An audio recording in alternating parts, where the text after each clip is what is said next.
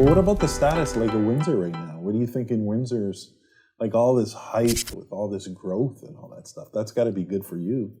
It is. I think it's good for Windsor. I think it's good for locals. I think it's good for anybody that owns real estate. It's bad for people that are just starting out their jobs and careers and trying to get into the market because you're competing against people from the GTA with deeper pockets, and you're going to be competing with high-paid engineers working at the new battery plant, and the other 11,000 estimated spin-off jobs from the battery plant. So it's going to be tough for them, but I mean, that goes back to the housing crisis that our government has created by just mismanaging the entire economy and mismanaging the immigration system. Like, there's so many factors that leave, like, the only thing holding back Windsor real estate right now is interest rates. If interest rates were normalized, and by normalized I mean no longer like so high that they're hindering the economy, a neutral rate they call it. Prior it was stimulative, which was too much. Sure. Now it's beyond neutral. It's what do they call it? Prohibitive, whatever. Sure. If it wasn't for that, we would be on like a significant incline here. And we saw that last time they paused rates earlier. I think it was January, February. They announced a pause. Market shot up 25 grand in a month on our average sale price. So the fundamentals here are very, very, very strong. I think they're very strong all across Canada.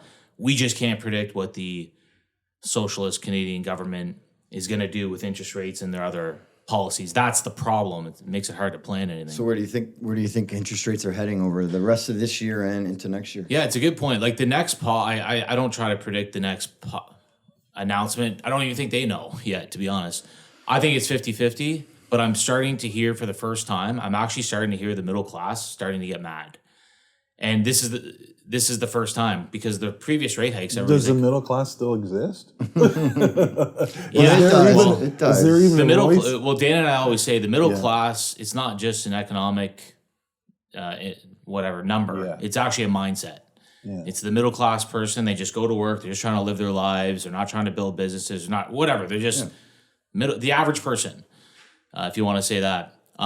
Prior to this, I think the middle class. You had so much savings. You already had your house. You're up hundreds of thousands of dollars in equity for most people, right? Most people, they didn't buy in the past 2 years. They bought 30 years ago. Right. So everybody's fine. But now, after a year to 2 years, the savings is starting to run out. You're coming up for renewal. Mm-hmm. You're starting to feel the pain. Your payments are up. You're starting to get pissed off at the government. Like, I'm actually hearing the average person starting to get mad for the first time. Which is good. Tapped out. Exactly. We need outrage. That's what Canada lacks. So that's why. And also, I took an Uber home on the weekend, and there was I don't know what country he was from, but a recent immigrant to the country. And normally when I ask this question, I always ask, like, who are you going to vote for? Because we know the Liberal policy is very pro-immigration. Right. And a lot of the immigrants that come here are trying to get their family here. So they'll vote for whoever's most likely to allow them to get their family here, which is the Liberals. Right. And for the first time I asked this question, the guy said, I'm voting Conservative because I can't afford to live, eat, and house my family. Yeah. Right? So for the first time, and I like I said, I've asked 20 different people this. That was the first time they've answered that question that way. So I think the only time change happens is when you start hitting people's wallets. Otherwise, the middle class is completely oblivious to what's going on behind the scenes, that a lot of the stuff that we talk about. Yeah, because I mean... Well, just before we start, Scott, if you want to introduce yourself to the audience. Sure, yeah. My name's Scott Innocente. I'm by no means an expert on really anything, but like probably all of us here, you just kind of living your life and you start to wake up to some of the stuff that's going on. And you're a real estate agent with... Yeah, real estate agent with AW4U, the real estate group. I've been doing that for about 5 years. So I guess I'm an expert in the real estate market locally. But you've been studying the overall financial markets for quite some time, the history of money, all interest rates, how it all works. So you have a good understanding as to how the whole system works. For sure. And it was triggered by just knowing that something's wrong. It's like a splinter in your mind, like, hey, I'm saving my money here and I can't get ahead. I work for the government. I just got another raise, 5% over 3 years. But like, I'm not actually able to save any more money. Like, it's just always in the back of my mind, but you never know why until you start to understand like the monetary system and the political policies that are just inflating you out of your savings. So I started really like going down this rabbit hole probably 3 or 4 years ago, and it's very important for anybody. Everybody should know this stuff. I know. or you're just going to be. But the on majority hamster doesn't. wheel. I mean, over 90% Yeah. of people have no idea how it all works, which Yeah. is by design, right? I mean, if we all knew how our financial monetary system worked, I mean, there'd be a revolution in the streets, like, because eventually your dollar is going to be worthless the way it was designed. A debt-based economy, fractional reserve banking. The end game is the dollar is worthless, and so I mean, I think if people really understood how it would work, we would demand a whole new system, which would likely be, in my opinion, backed by gold or some type of commodity where it's not, you can't just print trillions and trillions of dollars for COVID, for example. How many trillions did they print during that time? That was ridiculous. 40% of the money supply of all time in 2 years. Insane numbers. Insane, Yeah. eh? That is Now, insane. what's important for people to know, though, like 40% is, they kind of screwed up. They made it obvious. But in reality, the money supply from my research has been increasing at 5 to 7% a year, compound annually. Right. So your currency is actually being deflated by 7% a year. That's like 20 years and your currency's, I don't know, cut in half or more. I don't know the numbers. Yeah. So, but what they fool the middle class by reporting core inflation at 2%. Where do they come up with these numbers? So you have core inflation at 2%, but money supply is increasing by 7%. There's something's not right there. It's not. And they lie. They fudge the numbers. I mean, they have been. Well, they fudge the numbers, but they also choose the basket of goods for core Well, inflation. exactly. That's the key. So the stuff that you really want, if you want to have like an above average life, is the trips, the cars, the boats, the yachts, whatever your goal are, the vacation homes, whatever. Those are inflating at 7% plus. Exactly. The S&P 500 is inflating at 7% because it's matching the money supply. Real estate's the same. It's matching the money supply, and those are difficult to replicate goods. Those go up much faster, but your cereal and your bread and your eggs is inflating at 2%. That's what they put in the basket, not the stuff you really want. That's how they trick you. Yeah, I mean, I don't see how they get out of this. I mean, where do you think they're going to do in the next announcement? Is it September 6th? I think it is. September 6th, yeah. What do you're expecting? Normally, I would be expecting it, but there's a lot of political pressure right now. Like, people are starting to get mad, and Pierre Poilievre is like really playing it up on the other side. Like, hey, people are getting pissed off. You're raising rates. Awareness is starting to build. So I don't know if they will.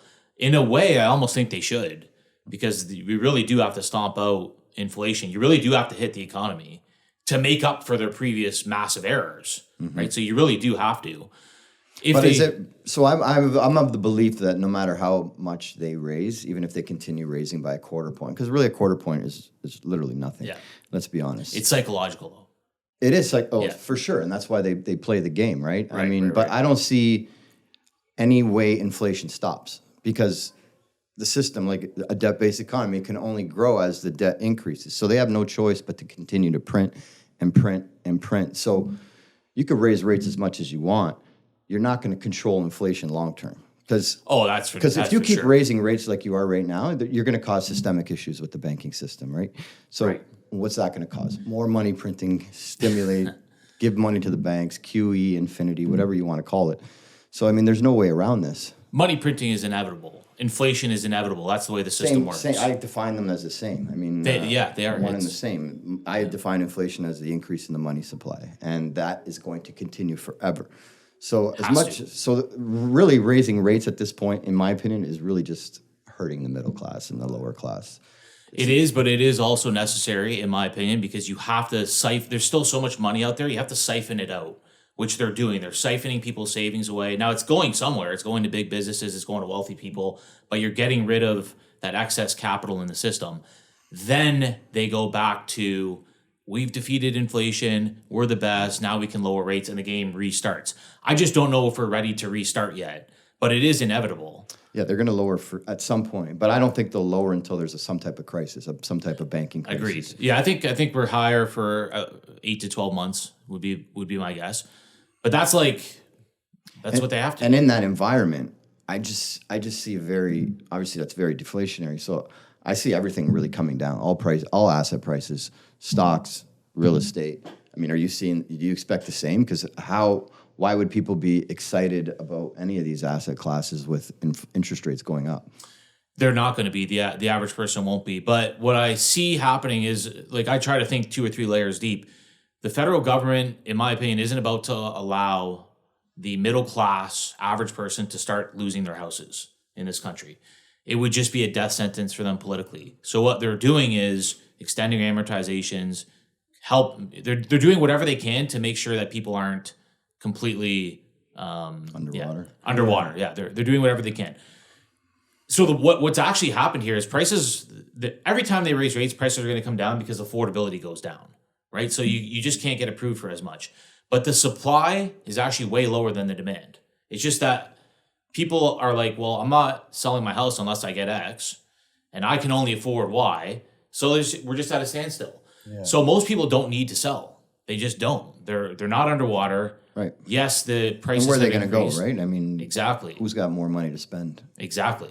So they're just at a standstill. So the market's just at a halt. But there are a lot of people that do have good jobs and can buy. So we are seeing activity, but I don't predict like a massive price drop anymore. The price drop has already happened. We dropped 25%. Now we're up. Now we're at around 15%. So I just predict. So what if we do? Market. What if we do go into some? Like obviously, there's a lot of chatter about COVID again in Canada.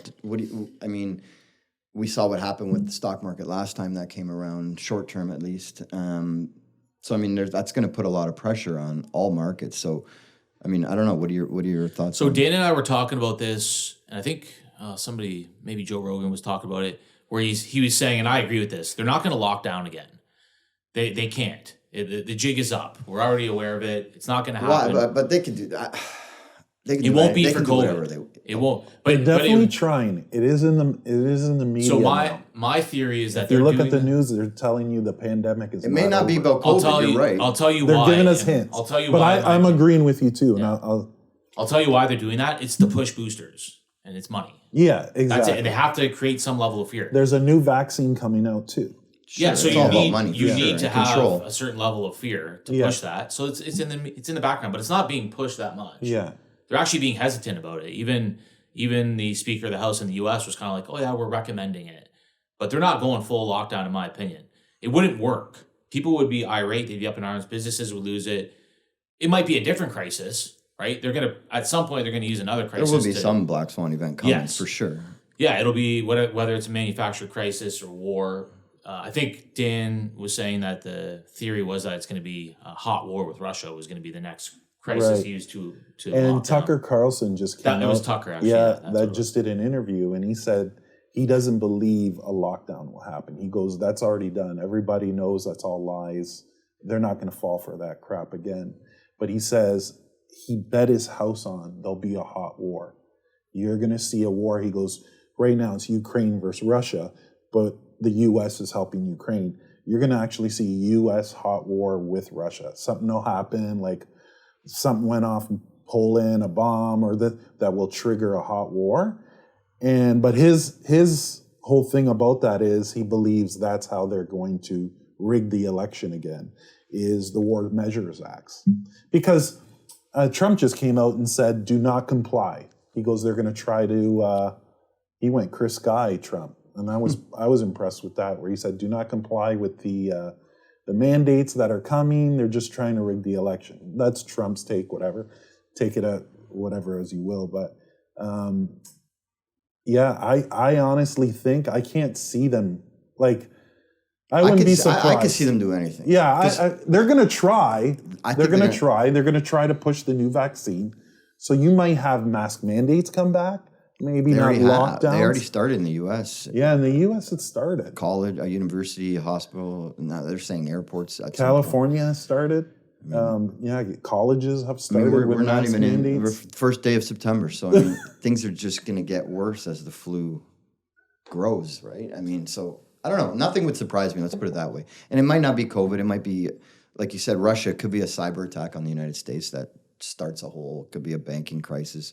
There's 100 different events that can come up that just causes everything to implode. Yeah. And people instill fear, right? That's kind of...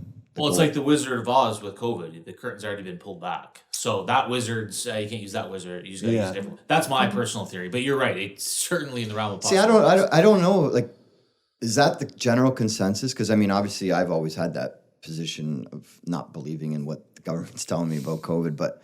Is the general public, the people who got the vaccine, are they really saying, are they agreeing that it was all BS?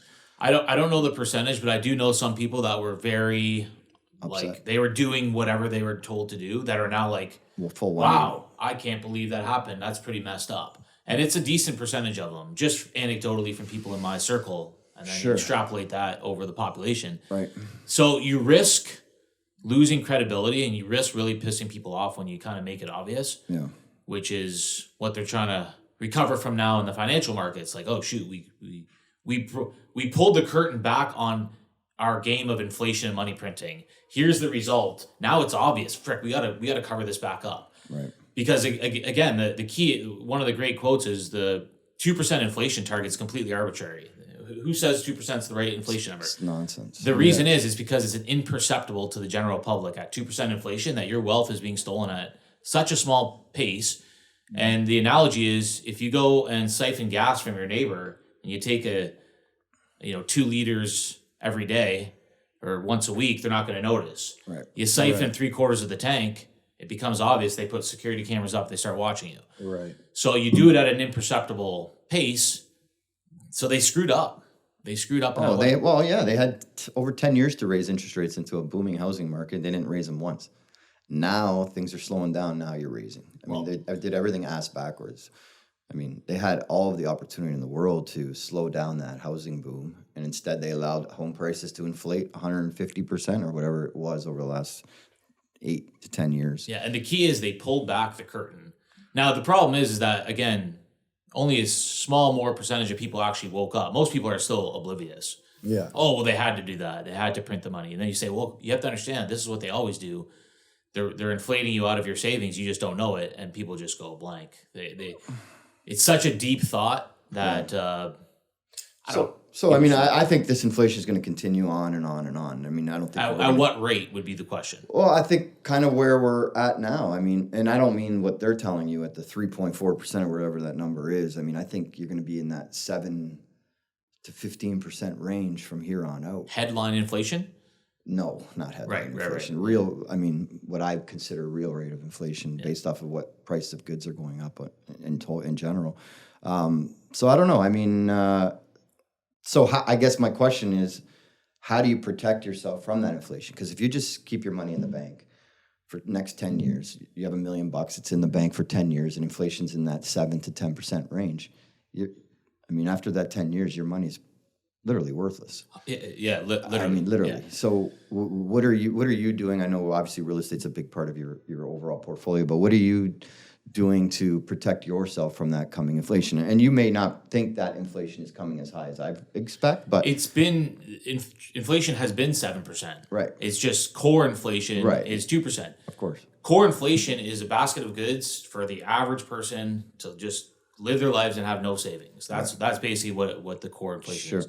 Real inflation, the life I want to live, I've now realized is 7 to 10% because you can't produce those goods and services as fast as they can print money, which is 7% a year. So those goods that are limited, that you can't create easily, go up at the rate of money supply increase or higher. Right? So inflation is the rising tide that lifts all boats. You got to own things that rise with inflation. It's that simple. Yeah, for sure. What rises with inflation? Anything that's more difficult to produce than money. Commodities, right? Yes, in commodities, tangible, real estate, physical, gold. Yeah. So like literally almost anything. Yeah. You could even argue some Do you depreciating include crypto in that basket of commodities? The only crypto that I'm interested in personally is Bitcoin. I don't. I'm a fundamentalist, right? The only reason I'm interested in real estate is because we have fundamentally less supply than we do demand. That's it. So I'm going to buy it. For sure. Very simple. Yep. And it also produces cash flow and some other reasons as well. Bitcoin is the only crypto that I know that is fundamentally sound and not centrally controlled. And you're right. It's one of the only decentralized coins left.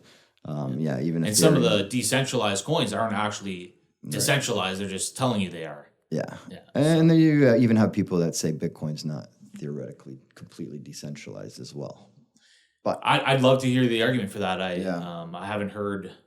I'm sure there's an argument, but it seems pretty decentralized. Decentralized to me means there's no controlling authority. Correct. Yeah, and in that aspect, they do check that box, right? But I mean, you still have people behind the scenes that are playing around with code, and so it's like, okay, well, what's next? I mean, are they going to make any changes?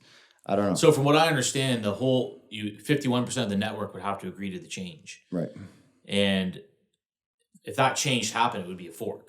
Mm-hmm. And then the people that actually like Bitcoin would then have to go with the fork. Right. Why would I go with the fork if I don't like the change? If you increase the supply of Bitcoin, why would I'd be devaluing myself? Of course. So it would actually be a fork that anybody that understands Bitcoin would enjoy. That's my general understanding. Bitcoin, that would never happen, right? That's the whole beauty about that. They would never. Likely not. No. Yeah, but is there a possibility? I mean, there's a possibility of anything. Okay. Tomorrow, the person that created Bitcoin can come out and say, "Hey," and we still don't know that, don't right? know. There's no face to that, right? No. Who created Never Bitcoin? will be, and you'll never know. And which to me tells me it's probably somewhat government related. Is it an agency thing? That I think makes so, like me CIA. Type. That's the beauty about Bitcoin is the government has no hands on it, right? Same with all digital currencies, right? Right now, crypto.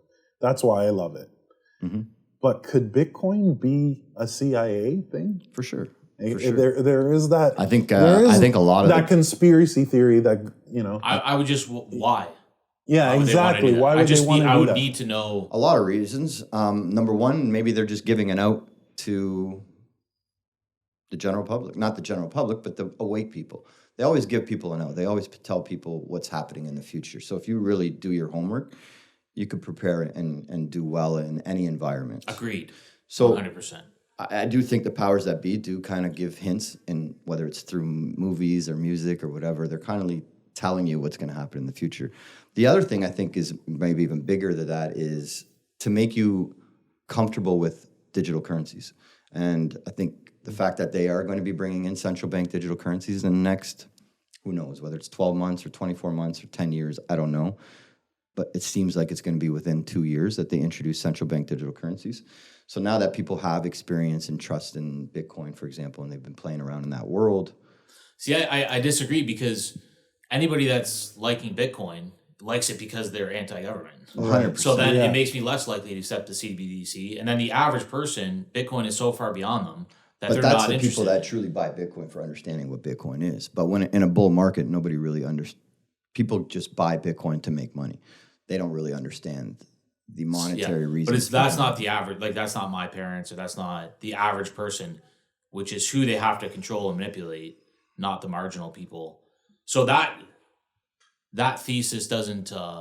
And also, the government has suppressed crypto, right? They've come out where banks are not dealing with crypto, where they've been suppressing. Yeah, this. through regulation. The regulation's been insane, and it's going to continue. And that's the one biggest fear I have about cryptocurrencies is what's next. Who's going to announce what? Is the U.S. just going to not allow banks to put money into, allow fiat on-ramps into crypto anymore? I mean, so, I mean, the thing is that I think the states have some authority on that. And to be competitive with the world, it would be kind of hard to do that. And also, right. I think people only think about the U.S. and they don't consider other countries. You're right. If you're in Lebanon, your currency is being devalued at 80% a year. Yeah. You need to take your money, whatever you're earning, you need to get it out of whatever their currency is and into something hard. The only on-ramp you're going to have is Bitcoin because nobody stops it, nobody controls it. So we're only comparing the price of Bitcoin to our currency. Yeah. But if you were right. using Argentinian whatever. It's crushing it, yeah. With inflation of what, 800%? Yeah. Yeah, like it's insane. Like insane. You better take your money, you better put it into crypto, you better put it into Bitcoin. Yeah. And that's kind of what I tell people, like, people don't really love gold and silver right now because it hasn't really performed fantastically over the last few years. Yeah. Even Bitcoin, same thing. But I mean, you can't just look at our current our country, Canada or the U.S., because it's performing really, really well in many other countries. What I tell people is that what's happening in these other countries from an inflationary standpoint, it's coming here at some point. I mean, we're not immune to it all. It's the way our dollar was designed. It's designed to fail. It's designed to crash. It's designed to go to zero.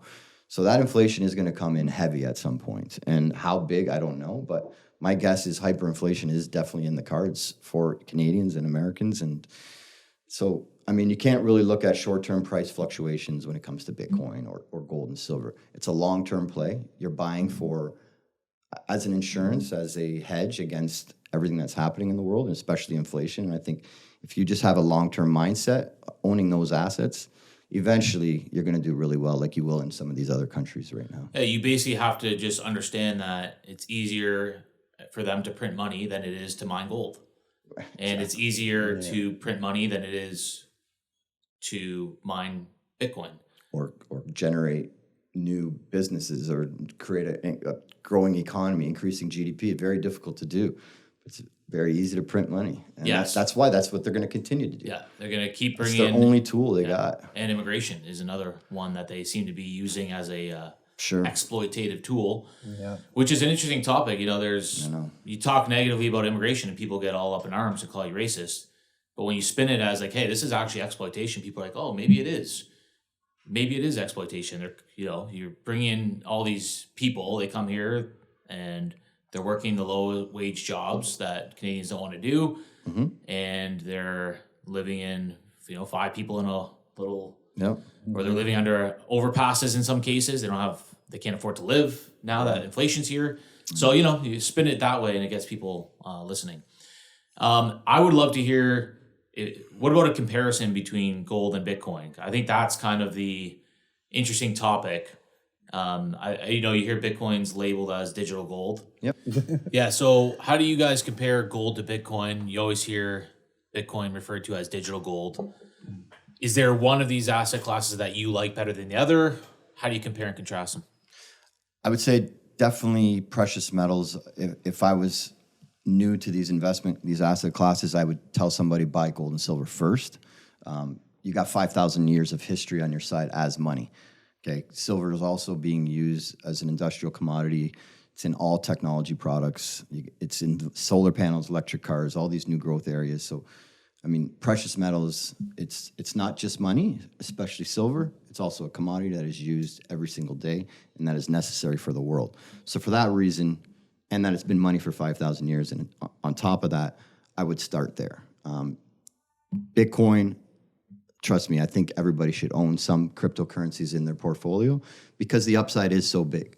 I mean, we are entering into a new digital world, and if we do go to central bank digital currencies, the only way to compete against that and to have money outside of the system is cryptocurrencies and gold and silver. But to move money around, you need the crypto, right? So that's where the advantage of Bitcoin is over gold and silver. Mm-hmm. You could send money to China in seconds, very small fee. I mean, sending gold across borders takes time. It's expensive. Even crossing the border yourself personally. I could put a Trezor wallet in my pocket and carry $1 million, $10 million, $1 billion across the border. Nobody even knows. Try doing that with gold and silver. There's a lot of benefits about cryptocurrencies. Again, it is in your possession as long as you do it properly, because a lot of people don't, and they hold their cryptos on exchanges, and the exchanges go down or they get hacked or whatever it may be, and they lose their crypto, and then it puts a black eye, like FTX scandal. I mean, it just puts a black eye on the whole industry, but it's really because people don't. All that was to me is a learning lesson to the whole general public. Keep your cryptos on your wallet, in your possession. It's like gold and silver. If you don't have it in your possession, you don't own it. You can go own gold and silver on a stock market and have an ETF. You don't own that gold and silver. At some point, that's going to be worthless because those are scams. They don't actually have the gold and silver to back that commodity. So, I mean, or to back the ETF. So I think gold and silver in your possession, number one. And then number two, definitely Bitcoin, maybe some Ethereum in your possession. So that would be my recommendation. Yeah.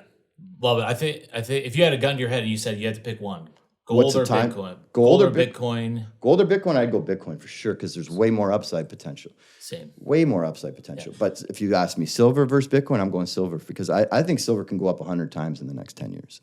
Literally. So I have a question on silver because I can't get behind silver personally. I don't know anything really about it. Sure. But it just seems like it's not limited enough. It's not hard enough to produce. So it's the opposite. It's more scarce than gold. So it's really, really difficult. There's not a lot of silver mining companies in the world because most of the silver that gets mined, over 90% of it, is as a byproduct from mining other commodities such as gold or copper.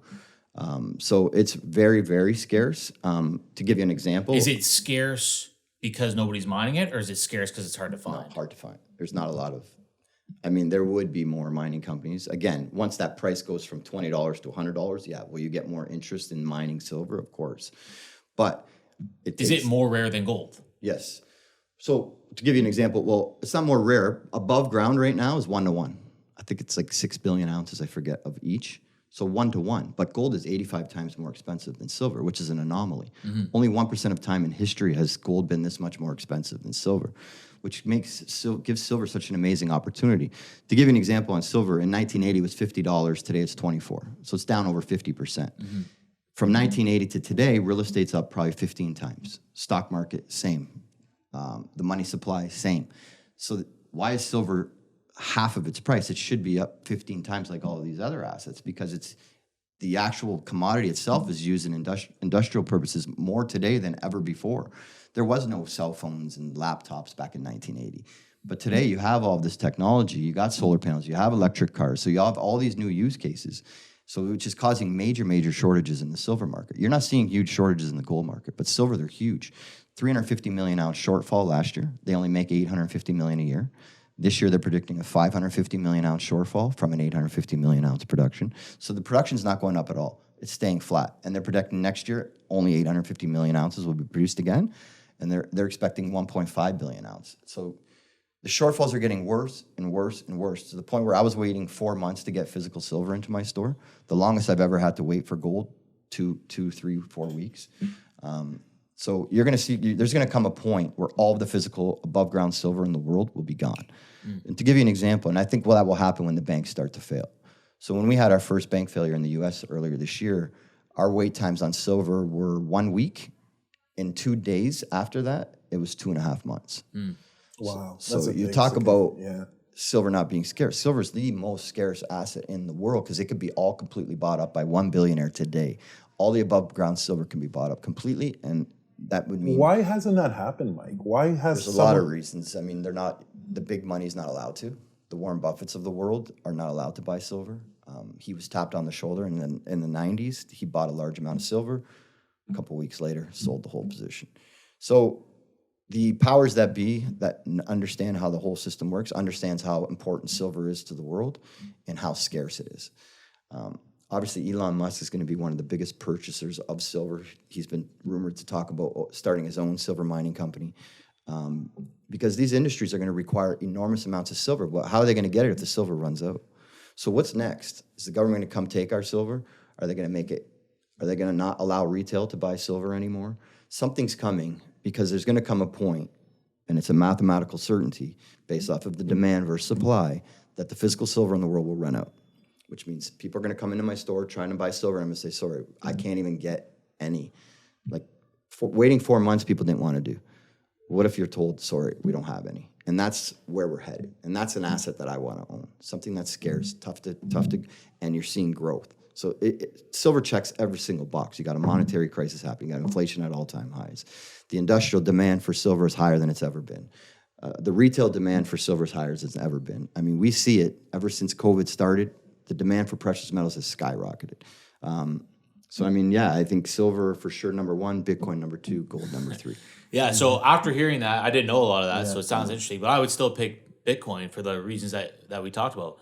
You can still... how many billions of ounces or whatever you said? Yeah. There's really no cap on gold and silver.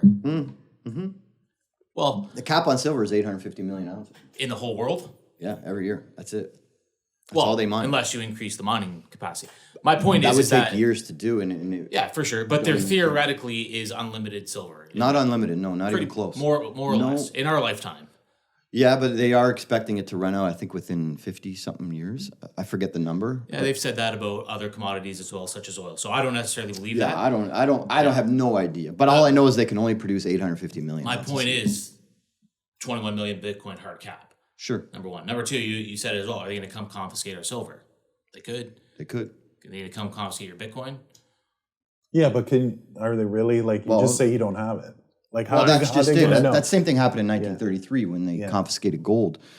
I mean, who was really turning in the gold? The point isn't whether or not they're going to do it. The point is that they could. They could. And that you don't control, and that if they banned it as a currency. But to me, I hope they do. Right. I don't really care. I don't really care if they do or not. I'm not getting rid of my gold or silver. Right. I don't care what the government tells me.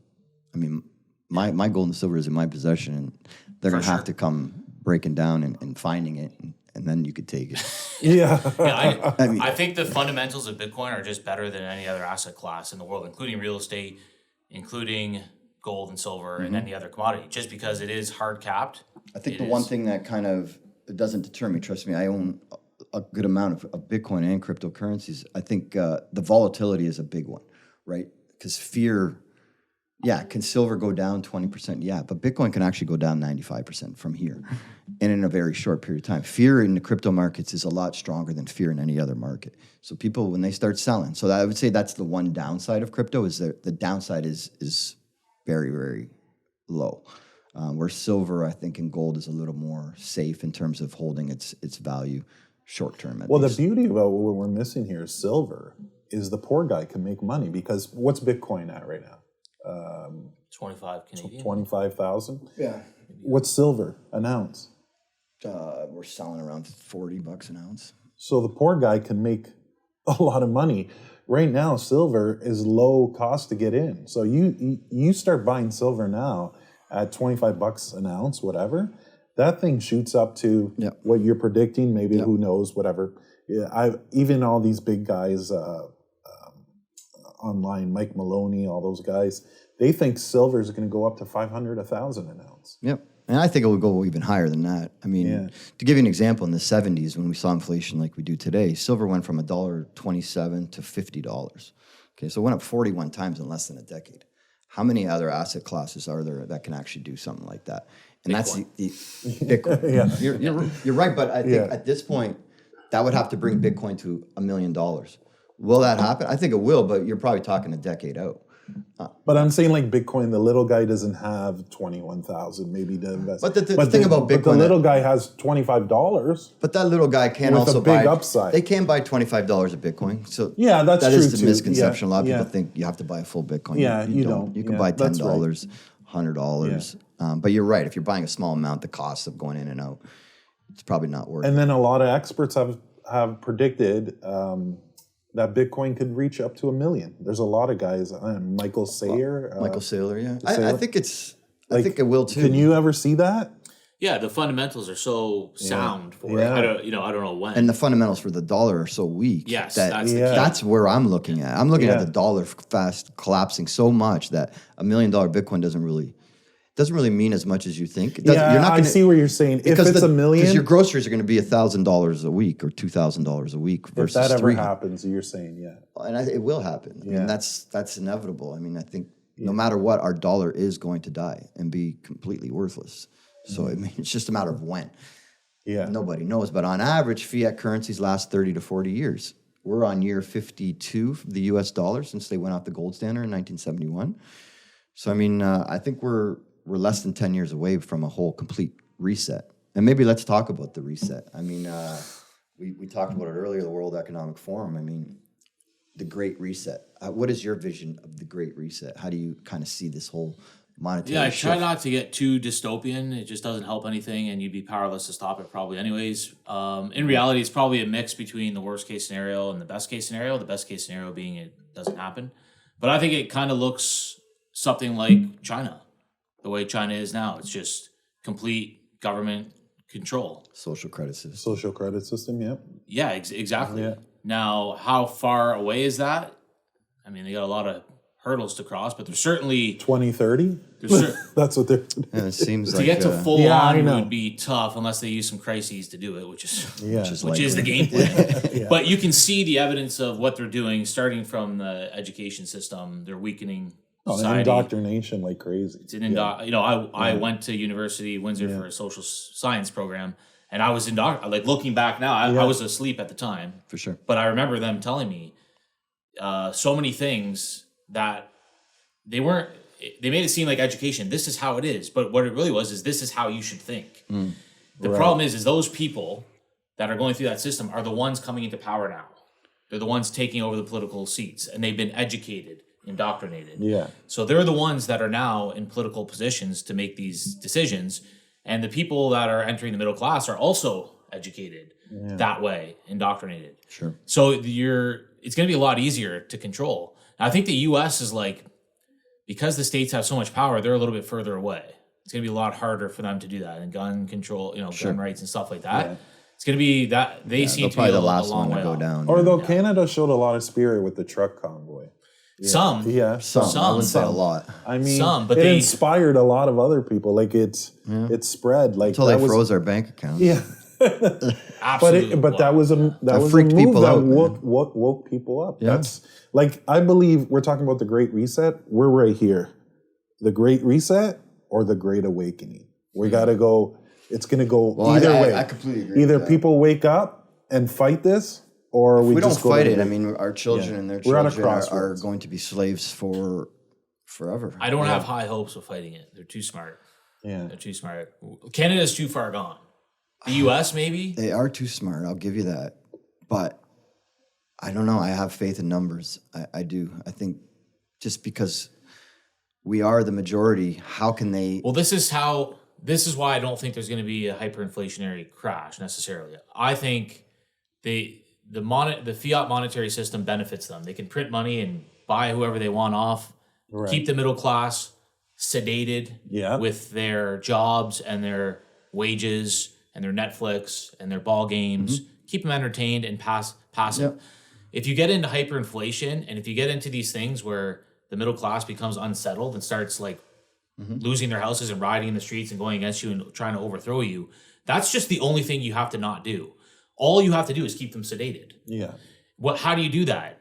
Keep employment high. Oh, we're struggling with employment. Let's switch to green energy. We'll invest all these billions of dollars in Windsor. You think that battery plant makes any sense financially?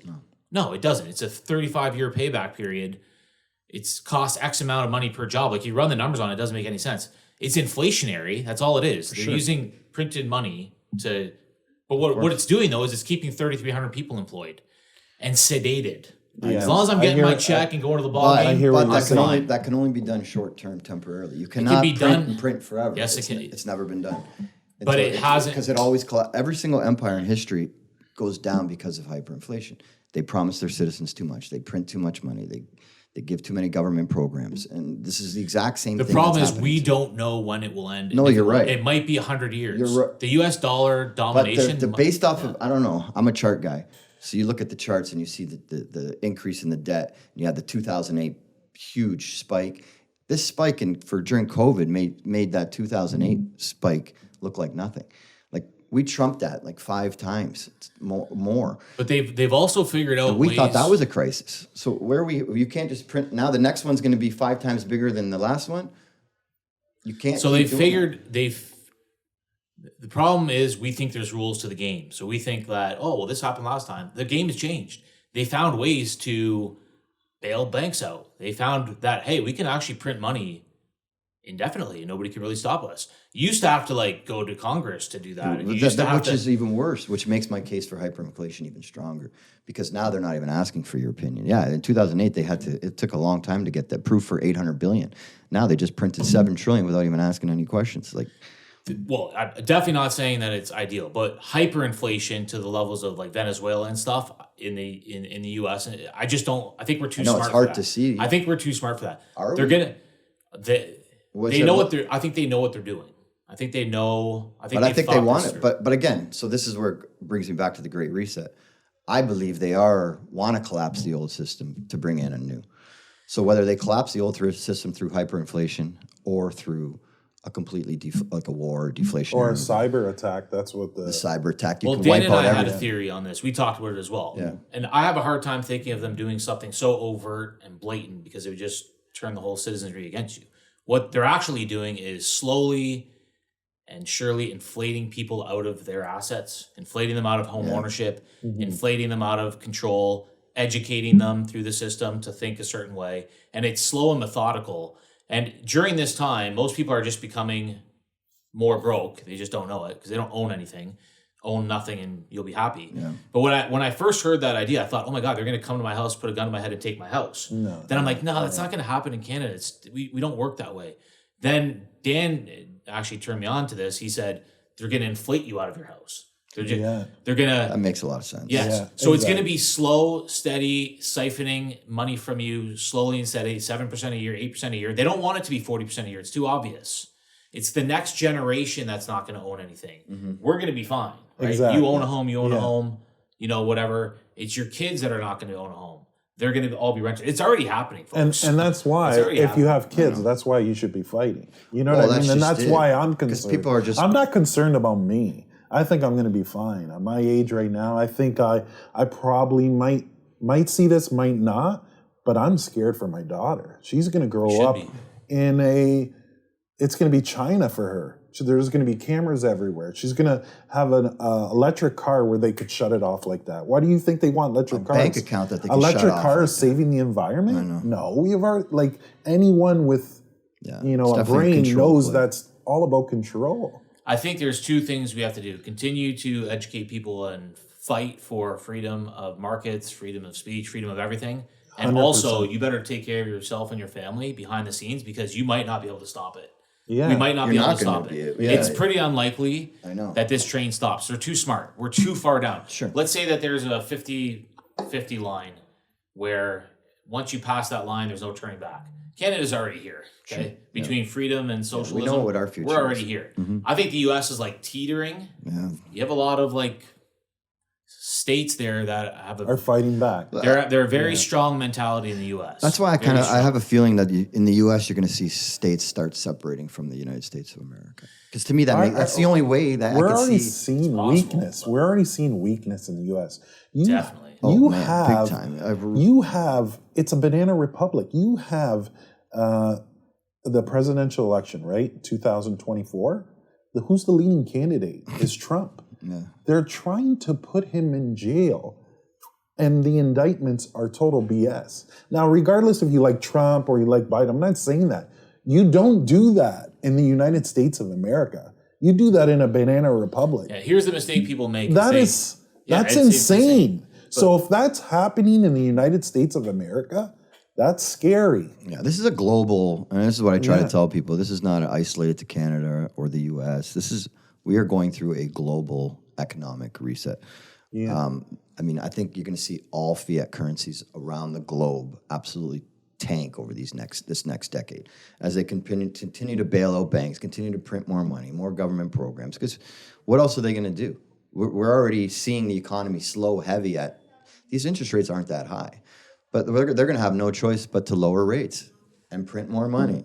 And that's So every country around the world's doing the same thing. I hope they lower rates. I'll call Scott to sell my house. How much is my house going to worth? If they lower rates, my house is going to be $2 million, and it's not even worth. My personal thoughts are: I agree with everything you said. It's inevitable. I think they're going to get it back down to what they tell the public is inflation's under control. It might be 3% now as their new target instead of 2%. There's a lot of chatter about that. They're going to get it under to what people think is under control. They're going to keep the game going. They're going to use immigrants to hide inflation and hide a lot of the other issues. All the while, it's actually the inflation's 7 or 8, 9% actual inflation. Right. Some of us know it. Some of us take advantage of it. We own assets. We own crypto. We own whatever that's inflating with it. The middle class continues to get inflated out of any hope of financial freedom. They continue to divide with very polarizing topics. That's the only reason for these topics. Of course, 100%. The actual only reason is division. So when we engage in the debates about them, we're actually doing what they want. I don't debate about that stuff anymore. You want to believe in this or that, go ahead and believe in it. Same, man. Right. I'm not adding fuel to the fire anymore. Same. What I'm here to do is educate people on their wallet. Right. Because you're not going to change their mind about transgender activism. But once you tell them, hey, the reason you can't afford your vacation or the reason you can't pay your mortgage is because of their inflationary monetary system. Right. Then you look beyond the BS and you start to look at, oh my God, I don't like what they're doing with my money. Right. And that's what they're distracting you from, right? Exactly. That's the true crisis. Yes. And they're distracting you from, they are trying to take more and more control. Yes. Right? They don't like the idea of voting for government. They don't like the idea of somebody coming in and going against them. Right. And if I was in power, right, there are certain people that are megalomaniacs. Most people in power are. That's how you get there. You're a megalomaniac. Mm-hmm. What do you think my main goal is if I'm in power? If I'm running the most powerful country in the world? You think it's to make the country a better place or to remain in power? Exactly. It's to remain in power. Yeah, and to carry out an agenda.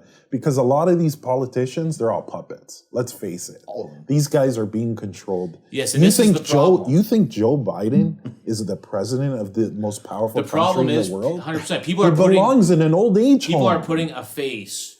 They're looking at faces instead of ideas behind the faces. The ideas being promoted by one side versus the ideas being promoted by the other. The ideas of one side are pretty clearly free market, limit money printing, freedom of speech, freedom of this, freedom of that. The other side's clearly promoting something else. Mass immigration, destruction of culture, transgenderism. Communism. Basically Yeah, communism. It is communism. So you take the faces out of it. I don't want to talk about Trump or Biden. I want to talk about ideas. Yeah, right. What ideas do you want to vote for? Do you believe that mass immigration, unchecked, untamed, is good for housing prices? Because you got to go back to their wallets. Your child, who's now 12 years old, is entering, they're going to be entering the working years soon. If they keep bringing these immigrants, he's not going to be able to buy a house. They're actually taking his jobs. I don't have a problem with immigration, but mass unchecked immigration is a problem. Exactly. It's going to hurt your wallet. It's going to hurt your kid's wallet. Oh, shoot. Never thought of that. You have to get to people's wallets. That's why I loved the idea of coming on and doing this show basically centered around money. It's the only time people will listen. If we got on here and talked about transgenderism, you're just going to polarize it. You're going to strengthen each party's position. Exactly. They're going to get hardened. 100%. This side's going to get hardened. Don't go there. Yeah, the attention should be right here. And go to the money. You hit the nerve, because that's the last thing they want us to do, is all of us talking and agreeing. And circumventing the smokescreen and getting to the actual problem. Exactly. Yes. And they will always try to keep us divided. That's why look at COVID. That was the biggest divide. Don't engage people on polarizing topics. I know. Go to the money. Go to the money. Go to the money. Go to the money every time. I try to tell people that all the time too. Because it's the most important thing. And go to the top, right? Like, how can you figure out what they're trying to do unless you don't go? You got to go right to the top. Unfortunately, nobody really knows who those people are on the top. But the central banks are right there, right? Who's controlling those central banks? But if you actually want to get people to listen, you don't go to the top. You're going to sound like a crazy person. Sure. You go to their wallet. I'll tell you what. I was the most middle class person in the world. I was in the matrix more than anybody. I worked for the government. I believed everything they told me. I was educated in social sciences. The only thing that changed my mind, was when I started going down the money rabbit hole. And when I started to I wanted financial freedom. I could never seem to achieve it. I see all these other people living these lives of freedom and they're on vacations. I can do one trip a year. I'm always falling behind. The only way I changed my mind was when I started looking at money. Then it led me to see everything else, to see capitalism versus socialism, basically. Hey, I worked my ass off. And I tell the story all the time. I was having the inklings on my mind, and my friend and I were driving around. He was getting into real estate as an investor. I wasn't there yet. I was working at my old job. We were in Ottawa, driving around in the middle of the day. He's showing me real estate. And as we're driving around, there's 4 or 5 people on the porch at noon, drinking beers, smoking cigarettes, whatever. And I thought to myself, oh my God, I'm the idiot. I'm on my 40th hour of the week. At 45% income tax, 40 hours a week for 365 days a year. This guy's actually sitting there. He's got a car, he's got a cell phone, he's got a house, he's got cigarettes and alcohol. He's on his porch in the middle of the day. I'm paying for him. Yeah. It blew my mind, where I started to realize, oh my God, the whole game is rigged. I'd be better off not working, going on social assistance. And that's what the they want danger of socialism. That's what they want. That's what they want. They don't want everybody. They want you dependent on the government. But they also need slaves. Yeah, I think that's why they're bringing in all the immigrants. Yeah. Yes, but they're also, the middle class is going to be, that's gone. It's the same. Dan and I were talking about this too. The way they built the pyramids was millions of slaves. Yeah. Same thing that's happening now. The middle class wage earner is essentially a slave to the system. Totally. The reason you're a slave is you've got your house, you've got some level of freedom, but you're working for the people at the top to get rich. My advice is you better become one of the people, not in the 1%, but you better become better than average. You better own assets, or you're going to be on a never-ending hamster wheel. Right. Because 100%. That's how the system is, and that's what designed. That's how the education system is designed. They want you to be a law-abiding slave, essentially. And we'll never go back on the gold standard. The biggest benefit all governments have is the ability to create currency. Why? They'll never give that up, ever. It's the most powerful thing. Unless they have to. And even the masses Which they- realize that mentality is there, because a lot of people always tell me, "Oh, don't worry about it." When I talk about this stuff, they'll just print their way out of it. And I think people rely on that. They do believe that. They like, "Oh, nothing's going to happen. What do you think's going to happen?" Crack. They'll just print and keep on printing. But when do you pay the piper? When does that end? Well, we're starting to see it now. It's not right. Like, you imagine you can do that, just keep on printing your way and printing your way and printing your way out of a hole? Here's what happens, though. There's gotta be... The only thing keeping our system in check is every 10 or 15 years, there's a reset of the... Yeah. You see a dip, which we're going through right now, where they hammer down interest rates, they take the money out of the system, they kind of reset it, inflation got out of control, they reset it, they limit the money supply, then the game starts again. That's the only thing that keeps it in check. Other countries don't do that. They're unchecked and it completely out of control indefinitely, and then it just spirals. We've had a history of keeping it in check. I think they will continue to keep it in check for potentially decades more before we see some level of hyperinflation where just the country goes to shit. And the reason I think that is because that doesn't benefit them. They know, they've come out and said, if we had to choose between inflation and a depression, we'd take the depression. And that makes sense. Who would take the depression? The government. I disagree. I don't disagree, because if they let hyperinflation come, they lose control. Okay, hyperinflation, sure. Right. But they're always going to choose inflation over depression. Long term, but inflation. I don't think they have any. check. I don't think they can control a system moving to hyperinflation. You think you have control until you don't, and that's going to be decided on the other countries in the world. If they started selling U.S. dollars like they are now, I mean, U.S. Treasury bonds. Who's buying those? Nobody, other than the U.S. Fed that's printing. Yeah. I mean, eventually this game has to end. You can't just print your own money to buy your own treasury bonds to keep your dollar afloat, because eventually the rest of the world doesn't want it. After the pandemic, first of all, I've lost trust. So the pandemic, now I don't trust nobody. You know what I mean? Can't. And you have to do your own research, which was frowned upon. Remember that whole thing? What are you doing your own research? Listen to the experts. When is the first time where reading was bad? Why can't I? When I go buy a car, it's okay, I do my research, but when I'm taking this medical experiment, it's not? That's when all these red flags were coming out for me. You can't post on social media about anything because they'll and you shut it couldn't down. challenge it. You can't, And then you've seen they took a society, people, and they demonized them. They didn't let them go to restaurants. They didn't let them go to travel. So I'm not surprised that that opened up my eyes. I think anything could happen after that. Medical tyranny. Yeah. You're injecting something. Look at the vaccine. How much truth has come out about the vaccine? They lied. The lies are endless during the pandemic. And they'll continue forever. I mean, they're going to lie. They have to lie. I mean, they lied about the origins of COVID. They lied about the COVID death certificates and stats. They lied about the treatment. They suppressed the treatment. And now the studies are showing that, I don't want to get into that, like ivermectin, all that stuff, whatever. Sure. You could have saved lives. I know. Why? They didn't want because they couldn't. Because if they had that, there's no way they could have came up with a vaccine. It would have been illegal. Mm-hmm. When you have a treatment already out there, you can't develop it. So don't be surprised if we're going to this great reset path, and it could happen. Like I don't even think it can. I think it will happen. I think it's inevitable. I think I think you guys are both wrong. It's happening. Yeah.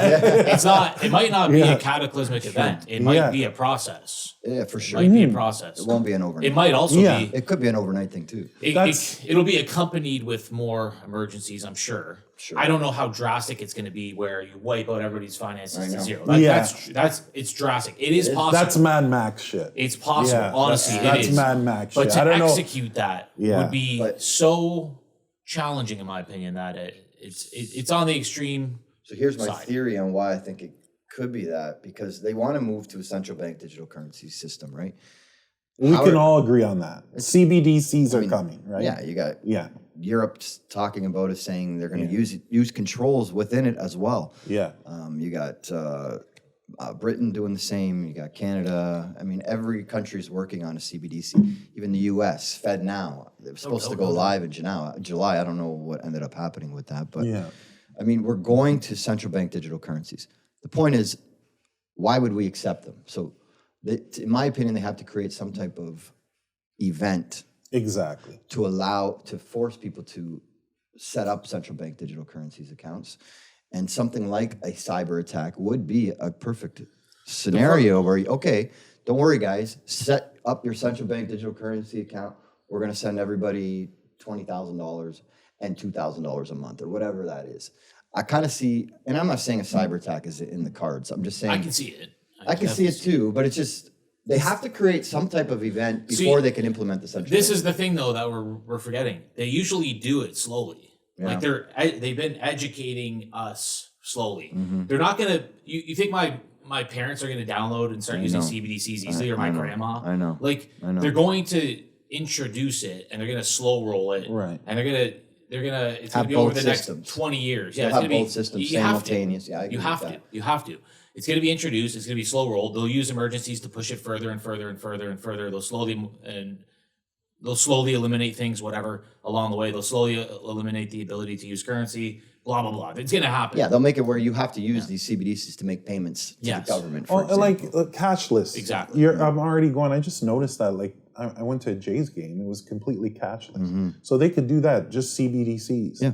This arena, they you could, want- they could do that slowly. That's You know what what I'm they You saying? want the illusion of freedom. You want the Right. illusion of choice. That's the most powerful thing they have. Is you're the Wizard of Oz pulling the strings behind the scenes, but nobody sees the wizard. They Exactly. don't want to be seen. They want you to believe everything else. So why would they make these things so obvious when they don't have to? Right. They already run it. They're just slowly, and that's my take. Yeah. But they do use emergencies to like really. When they have an emergency, they really push things to the next level. Oh yeah. I just don't think it'll be 0 to 100 for any of this stuff. It'll be, okay, we got this emergency, let's push 25%, boom, back off. Boom, let's push this 25 more percent rather than I a can see that. Too. complete. You're probably right. Just It'll be a bunch of little. Well, what do you guys think about the whole climate agenda? Is that going to be the It's next insanity. one that they're going to? oh yeah. That's got to be. Oh, did you hear what Joe Biden said the other day? He's talking about shutting down the power. Have you heard this? Oh, No. he actually said that? Yeah. What do you mean? Like, just, Unless it was edited. It may have been. That's pretty I extreme. watched it multiple I times. don't think he's intelligent enough to. Dude, it was wild. talk about that. He's like, we got all. No, it was real. He's like, we got all these big wires with these big cables. He's like, it's a risk with all these. Oh, because the events forest happening. fires. and Yeah, all because of the forest fires. yeah. Like The he's like, electrical. we're looking into shutting down the power in certain areas. Like this is like these people are crazy. You know who's been killing these is Vivek Ramaswamy. I don't know if you guys paid attention. I think he's been going on mainstream media and debating, and he's been killing it. Like he's been talking about, the climate agenda is a hoax. Well, that's undebatable. yeah. There are some things with him that Yeah, I a know little he's sketchy, linked to, I don't even know who you're talking about. he's a Republican candidate. Kind of Republican came out candidate. of nowhere. Yeah, But a lot came of people, out of nowhere and won the debate. By far was the very, winner. very charismatic, good speaker, 100%. Yeah, very Don't trust him. intelligent. I don't trust. Don't trust him. anybody. You don't Because- trust him? Why? No, Tell me because why. he did a pump and dump scheme on a pharmaceutical. Oh, pharmaceutical Yeah, raised- company? Yeah. Sold it for billions of dollars, fleeced the Yeah, public, yeah. sold, whatever. It was all a scam. He bought a drug off another company, a big company too, Yeah. because it failed. Bought the drug, did fake studies to show that it had promise, pumped it on the stock market, it went up 100x, Yeah. sold it, whatever. This was all on CNBC. Yeah. He was on CNBC with Jim Cramer. It was a scam. He scammed the public. And now he's a Republican candidate. Yeah, so of course. You can't trust You can't him. trust any Yeah. politician. Let's be honest. There's not one politician in the world that I trust whatsoever. The only reason you get into politics is course. it was just like when I worked at the government. If I wanted to become a manager, you better fall in line. You Yes. better play the game, or you don't get to the top. If you think outside the box, if you go Right. against You're done. you'll never get past Right. the first level. Right. Really, each level you're just proving that you'll do what you're told, For sure. and you believe certain things. So yeah, it's all a scam. Like, and I heard all those things against him, but everything he's saying right now is something I believe 100%. He's against But climate. they're doing that purposely. Yeah. No, and it's true. He could be a cell. You can't He could trust be him. yeah. They just want you exactly. to steal votes. Yeah. He knows how Republicans think, and he's going to tell you what you want to hear. Yeah. Now, I'm not saying he's trustworthy or not. I don't Yeah. know. We I'm don't just saying know. I Yeah. don't trust him because of Yeah. of those things. Yeah. And it could be Yeah. anybody. None of them are. Yeah. And it's true. We have very little faith in politicians, and I know I do. I don't even have a party I belong to. Like, I just can't, because I think I think all theater. conservatives and Republicans Exactly. are controlled opposition. It feels It like. really all doesn't. There's it no really doesn't actual matter. if opposition. It's That's a very- Democrats Yeah, there's or not like you think Republicans. Pierre is going to make a difference. I don't know. He's another one that's not. he's an opportunist. Like I don't. He's just too smooth of a talker, and he's a career politician. Yeah, and done those are the nothing guys else you other got to than- fear the most. Yeah, I mean, he's there for a reason. He's been groomed to be the next whatever, and trust me, things won't. Regardless of who's in power, economically speaking, Yeah. if you want to get ahead in the world, the truth remains the same because it's going to be inflation, it's going to be money printing. They have no choice, right. and you better do X, Y, and Problems Z. don't go away. Yeah. So my personal thesis is that whatever's coming, I'm going to keep talking about it. We're not going to be able to stop it. No. I'm trying to create my own personal freedom so that when it does happen, I can go wherever I want. Right. I can do whatever I want, and you kind of rise above the tyranny, right? Yeah. Tyranny doesn't apply to rich people, Exactly. right? They were That's hopping on true. their jets still, Yeah, exactly. bypassing all regulations. They don't give a shit, Yeah. right? It's the middle class that's living in their little caves, Scared of and losing their job. has to go to work because they're one missed payment away from losing their house. I know, So I'm trying to get above that economically. for sure. So how do we get out of tyranny? What is the best? Real estate, commodities, gold, silver, all of it. Bitcoin. You should Yeah, I be mean, I in think be hard diversified for assets. sure. Yeah, have some cash on the Yeah. sidelines too, just in case there's some opportunities that present themselves. Real estate is still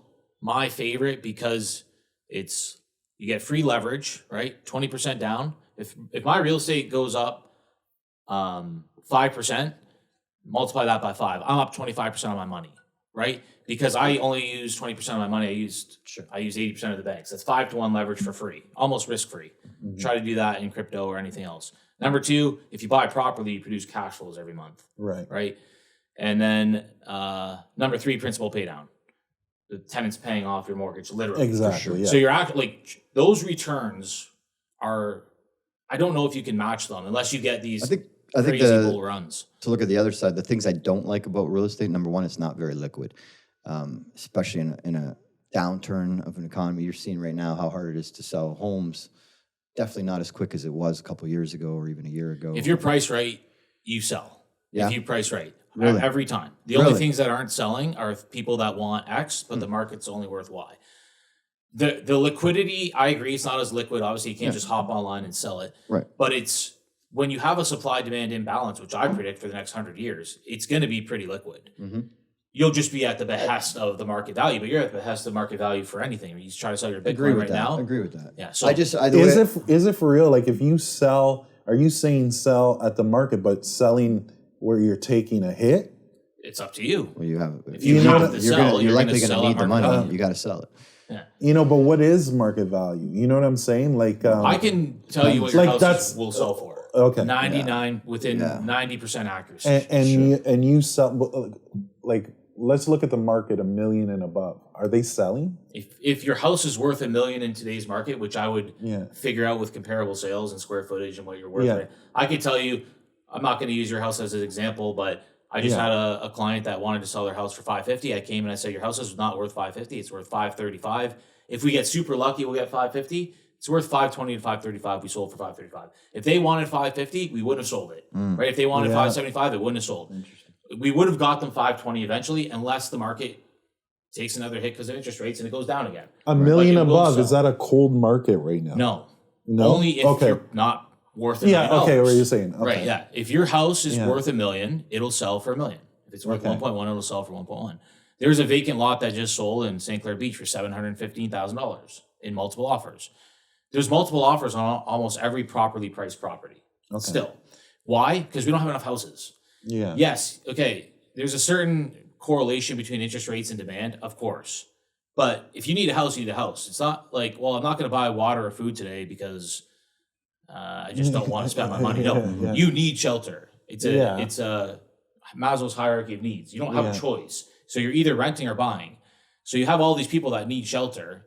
The only thing that's changed is they can't afford as much. And sellers want X. Buyers are only one. I bet you if your house would sell for 1.5 right now, you'd consider selling it. Right? Absolutely. But it's not worth 1.5 anymore, right? Yeah, Maybe exactly. it was. Yeah. Now it's worth Yeah, whatever, exactly, somewhere yeah. closer to $1 million Yeah. in today's market. So what are you Right. doing? You're not selling. Yeah. Why? Because where are you going to go? And then it's Exactly. going to cost you Yeah. $50,000 to sell It it. doesn't make sense. So there's a lot of guys out there that think there's a major real estate crash on the horizon. I mean, Of course they a do. lot of guys. And again, I'm not a doom and gloom kind of. Well, I kind of am, but it's definitely in play. It's definitely has a possibility of happening if we have a banking crisis, interest rates continue to rise, and So I just try to, again, right? You pull up charts, the charts tell you this, the charts tell you that, blah, blah, blah. Yeah, to a certain extent. What benefit would it have for the government to push everybody out of their houses? Let's say the whole middle class can't make their mortgage payments anymore because they keep raising rates, et cetera. What do you, like, how does that play out? control. Now they Okay, but then where's everybody living? Are they literally on the streets in the homeless shelters? No, you can live wherever you want. The government will subsidize it. You think, okay, so then you have to think about that. If the government owns all the houses, you know how much of a disaster that would be? Not all of them. Even 10%. Disaster in what way? Because they can't manage anything, let alone housing. Try to manage it. Well, I didn't say it will work well, Right. but it's something they want. They know, I in think. my opinion, they know that they can't own housing. They can't own government controlled apartment buildings. They get out of control. You have leases, you have maintenance, you have management. Trust me, I manage properties. The government can't do it. They don't want to do it. Banks don't want to do it. They want to make money off the interest payments. They don't want to own the real estate. It's too much of a pain. The margins aren't big enough. But they don't And they own get them. paid They don't money. own them now. So how do they subsidize now? Like how They are don't.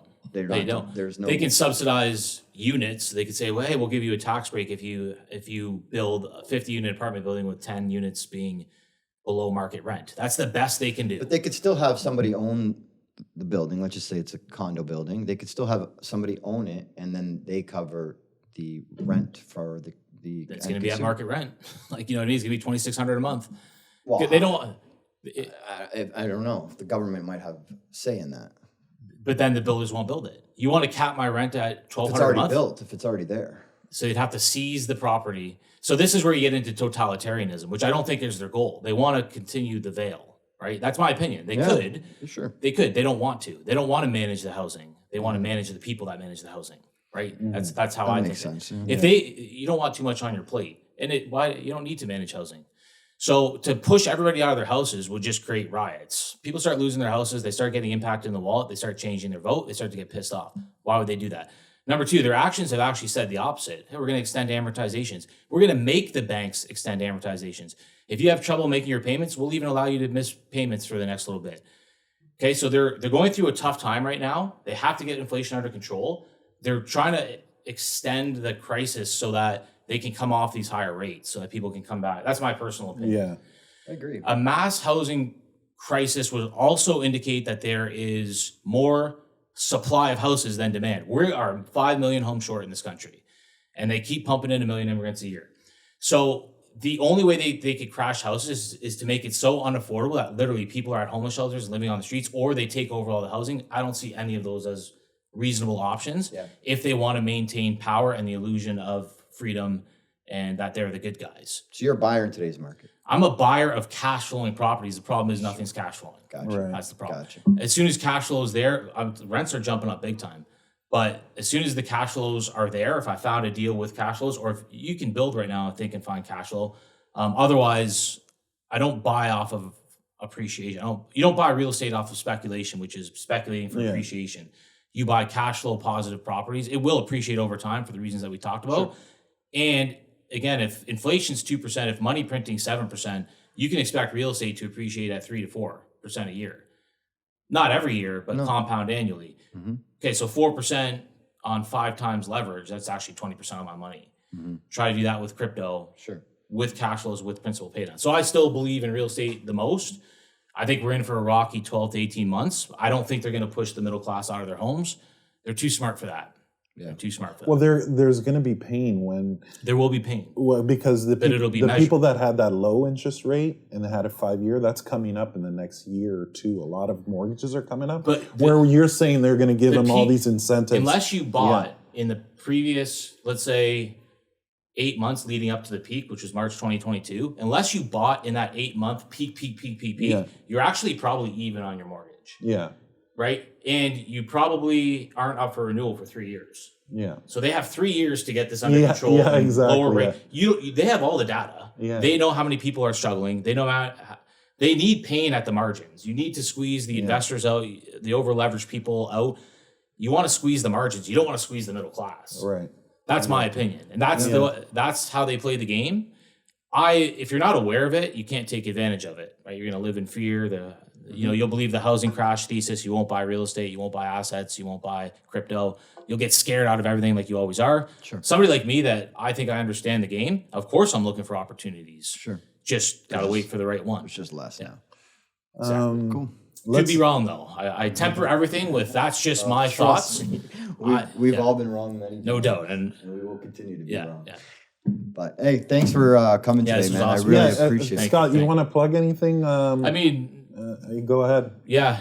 Not really. I'm just a local real estate agent. I try to AW help, for you. You work with Paul. try to help as many people as possible. Awesome. I think we do a great job as a team and organization. Yeah, I like your team, and I like coming from a marketing you guys do a good background. You job. guys do a really good job there. Yeah, that's our focus. We put a lot of money and investment and time. And I into notice a lot of you're doing really well. You get just sold, a lot of posts just sold, just sold. That's gonna be your middle name. I'm gonna get it legally changed. Scott just sold Innocente. I like that.